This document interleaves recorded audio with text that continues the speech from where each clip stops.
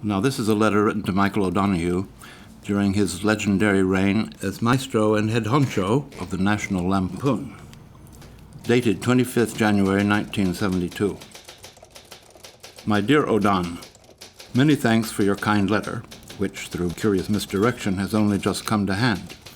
Your Nothing Sacred issue sounds like a real winner, and I greatly appreciate the generous invitation to contribute.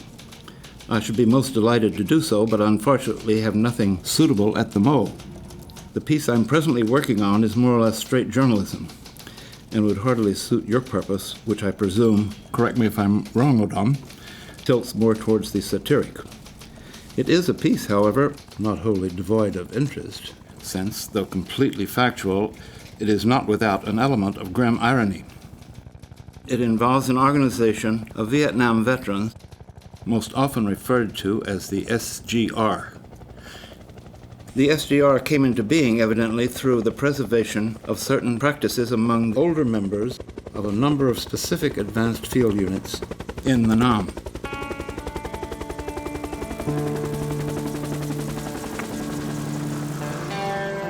When these units or their individual members return stateside, they form these small, highly secretive groups, or charcutes, as they're called in corruption of the French charcuterie, and continued the nefarious and ritualized practices evolved in the Nam.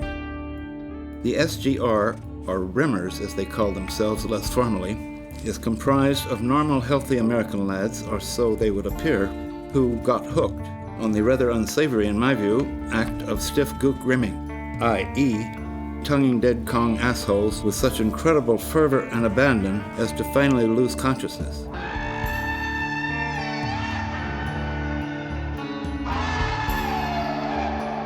And the gamier the better, according to them. Michael, you and I do not know each other too well, but I can assure you I am not, I believe, particularly squeamish.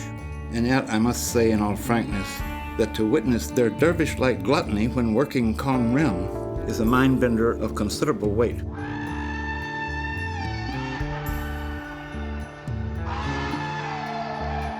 Though developed, as I say, in the paddies of the Nam, they continue to practice this heinous art, if indeed it is to be so called, right here in the heartland of USA, receiving packages of cutouts, as they're dubbed, straight from the deltas of the Nam, often via diplomatic pouch, so highly placed are various elements of their membership.